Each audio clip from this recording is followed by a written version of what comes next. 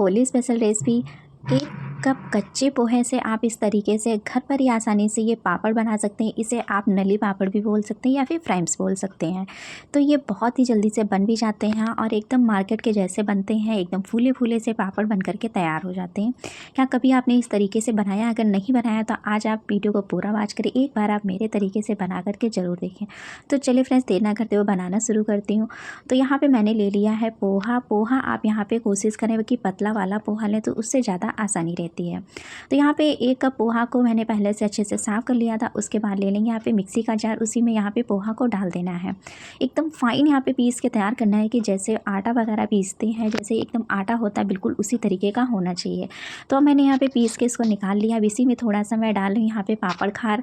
तो ध्यान रखें कि पापड़ खार यहाँ पे आधा चम्मच से थोड़ा कम डालना है अगर आप 1 कप पोहा ले रहे हैं तो ये टेस्ट के अकॉर्डिंग इसमें यहाँ पे नमक ऐड कर देना है। पापड़ खार अगर आपके पास में नहीं है तो आप इसकी जगह पे खाने वाला सोडा भी ऐड कर सकते हैं, बेकिंग पाउडर भी यूज कर सकते हैं या फिर इनो भी डाल सकते हैं।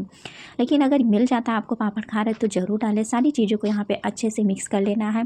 अगर यहाँ पे पोहा अच्छे से पिस करके नहीं तैयार हो पाता है तो एक बार आप यहाँ पे अच्छे से पोहा को छान लें, उसके बाद में यहाँ पे यूज करना है। तो पोहा जो है ना एकदम आटे के जैसे एकदम स्मूथ पिसा होना चाहिए, यानी कि एकदम फाइन होना चाहिए। थोड़ा थोड़ा करके पानी यहाँ पे डाल के एकदम आटे के जैसे यहाँ पे लगा करके तैयार करना है कि जैसे आटा वगैरह लगाते हैं उसी तरीके से। लेकिन आटे से यहाँ पे जो चावल का आटा जैसे लगाते हैं एकदम मुलायम सॉफ्ट, उससे भी ज़्यादा यहाँ पे मुलायम आटा लगा करके तैयार करना है।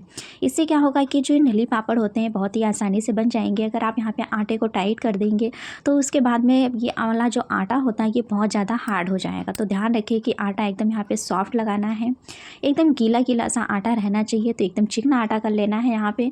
तो इस तरीके से आटे को यहाँ पे लगा लेना है। तो जब इस तरीके से अगर पापड़ जब आप बनाएंगे तो इस तरीके से अगर बच्चे बड़े सभी बहुत ही शौक से खाना पसंद करते हैं तो यहाँ पे क्या करना है कि छोटे छोटे से इसके टुकड़े कर लेने हैं। तो यहाँ पे 3 से 4 यहाँ पे जितना आप आटा ले रहे हैं कि ध्यान रखिए कि चाहे तो आप उसको 4 टुकड़ों में भी कर सकते हैं या फिर इस तरीके से छोटे छोटे टुकड़े कर सकते हैं। एक जाली ले लेंगे क्योंकि यहाँ पे इसे स्टीम करना है। तो स्टीम करने के लिए आप यहाँ पे छोटे छोटे से अगर रखेंगे आटे के टुकड़े तो ये बहुत ही जल्दी से अंदर तक स्टीम हो जाएंगे, बिल्कुल भी कच्चे नहीं रहने चाहिए। इस बात का आपको यहाँ पे खास ध्यान रखना है। तो सारे आटे को यहाँ पे इस तरीके से मैंने सेट कर दिया है। आप बढ़ते हैं गैस की तरफ इसको यहाँ पे पकाने के लिए। जैसे कि स्टीम करते बिल्कुल उसी तरीके से एक कढ़ाई को मैं यहाँ पे रख रही हूँ गैस पे। उसी में ही यहाँ पे पानी डाल दिया था। जैसे ही पानी यहाँ पे अच्छे से गर्म हो जाएगा उसी के बाद स्टैंड लगा के यहाँ पे इसको रख देंगे करीब 20 मिनट के लिए। 20 मिनट तक इसको यहाँ पे पकने देंगे। देखेंगे कितनी ज़्यादा अच्छे से यहाँ पे एकदम चिकना हो गया, अंदर तक कुक हो जाना चाहिए। इस बात का ध्यान रखें, अंदर से बिल्कुल भी कच्चा नहीं रहना चाहिए। अगर कच्चा रह जाता है तो आप इसे कच्चा रह जाएगा तो बिल्कुल भी ये पापड़ फूलेंगे नहीं। तो इस बात का ध्यान रखें। अब यहाँ पे कपड़ा एक ले लेंगे, किचन की टॉवल ले लें, गीली करने के बाद ही यहाँ पे लेना है या फिर आप यहाँ पे पॉलीथीन का भी यूज कर सकते हैं। तो इस तरीके से गीली टॉवल पे क्या होता है कि हाथ में गर्म लगता भी नहीं है, बहुत ही आसानी से इसको आटे को मसल भी सकते हैं। अगर आप इसे ठंडा होने के लिए रख देंगे तो ये बहुत ज़्यादा टाइट हो जाएगा, सख्त पड़ जाएगा। तो इसको गरम गरम में ही यहाँ पे इस तरीके से मसल लेना है जैसे कि आटा वगैरह लगाते हैं। घी वाली प्रोसेस थोड़ा सा कठिन होती है, थोड़ा सा डिफ़िकल्ट होती है, लेकिन आप अगर एक बार इस तरीके से बनाएंगे तो इसको बाहर से लाना तो आप भूल जाएंगे क्योंकि नली पापड़ आपको घर के बने ही ज़्यादा पसंद आने वाले। तो यहाँ पे इस तरीके से मसलते हुए इसको एकदम आटे को यहाँ पे एकदम चिकना कर लेना है। तो इसको तुरंत के तुरंत ही ये काम शुरू कर देना होता है। तो यहाँ पे बहुत ही अच्छे से आटा एकदम सॉफ्ट हो चुका है। तो यहाँ पे बाद में क्या होता है कि इस तरीके से अगर आटे को रखेंगे ज़्यादा देर के बाद अगर बनाएंगे तो आटा एकदम हार्ड हो जाएगा, बहुत ज़्यादा टाइट पड़ जाएगा। तो यहाँ पर इस तरीके से रोटी के जैसे इसको बेल के तैयार करना है। तो ये पोहा जो होता है तो पोहा वैसे भी बहुत ही ज़्यादा पानी अब्जॉर्ब करता है, बिल्कुल उसी तरीके से यहाँ पे करना है कि एकदम गीला गीला रखेंगे अगर गूँथ के तो कोई भी दिक्कत आपको यहाँ पे नहीं आने वाली है। तो देखिए कितनी आसानी से मैंने इसको यहाँ पे बेल लिया, एकदम रोटी के जैसे। इसके रोटी से बड़े साइज का इसको बेल के तैयार करना है। इसकी साइडें जो होती हैं वो कट हो जाएंगी, तो ये साइडें जो फट रही होंगी तो इस बात की टेंशन ना लें क्योंकि इन्हें यहाँ पे बाद में काटना ही है। छोटे बड़े आप अपने अनुसार बना सकते हैं, लेकिन याद रखें कि यहाँ पे पतला पतला करके ही बेलना है, बहुत ज़्यादा यहाँ पे मोटा ना रखें, नहीं तो पापड़ क्या होता है कि फूलते नहीं हैं। तो यहाँ पे चारों ही साइडों से इस तरीके से जो ये फटा वाला हिस्सा है इसे यहाँ पे आसानी से इसको निकाल देना है। तो फटे वाले हिस्से को यहाँ पे कटिंग कर देंगे और इस तरीके से यहाँ पे चारों साइडें इसकी कट कर लेनी है। तो इससे बहुत ही जल्दी से और एक साथ में काफ़ी ज़्यादा ये पापड़ बन कर के नली पापड़ तैयार हो जाते हैं। तो कभी आपने घर पे नहीं बनाया तो एक बार आप इस तरीके से होली पे इस बार आप ज़रूर ट्राई करें, बच्चों को बहुत ज़्यादा ये पसंद आने वाले हैं। बच्चों को क्या होता है कि नली पापड़ बहुत ज़्यादा पसंद आते हैं, क्योंकि वो अपनी फिंगर में लगा करके अक्सर खाना पसंद करते हैं। तो क्यों ना इस बार आप घर पर बच्चों को कुछ अलग तरीके से आप घर पर ही नली पापड़ बना करके दीजिए। तो यहाँ पे इस तरीके से इसकी कटिंग करनी है, बहुत ही आसानी से कटिंग हो भी जाती है, कोई भी दिक्कत आपको यहाँ पे नहीं आने वाली है। आप चाहे तो बिल्कुल इस तरीके से भी काट सकते हैं। मैं आपको यहाँ पे 2 तरीके से बताने वाली हूँ।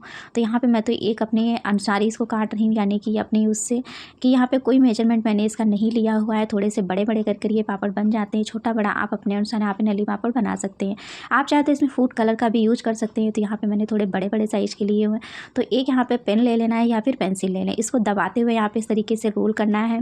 फिर उसके बाद में यहाँ पे एक चाकू लेंगे और जितना बड़ा छोटा जैसा बनाना चाह रहे हैं तो उसी के हिसाब से यहाँ पे रोल करने के बाद में यहाँ पे इस तरीके से कट कर देना और इसको यहाँ पे इस तरीके से दबाते हुए इसको यहाँ पे चिपका देना है।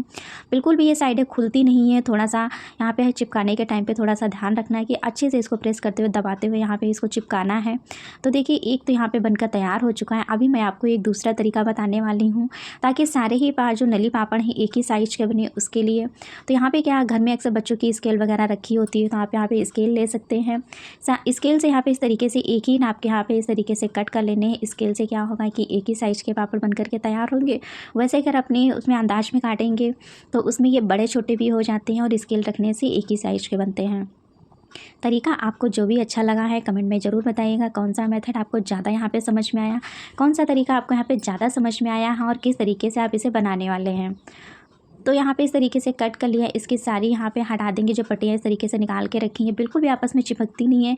एक के बाद एक के ऊपर आप इनको रख सकते हैं। आप यहाँ पे फिर से ले लेना, मैंने तो यहाँ पे पेन लिया हुआ है, आप चाहे तो बच्चों की पेंसिल भी ले सकते हैं कि जैसा इसका आप यहाँ पे नली इसकी रखना चाहते हैं।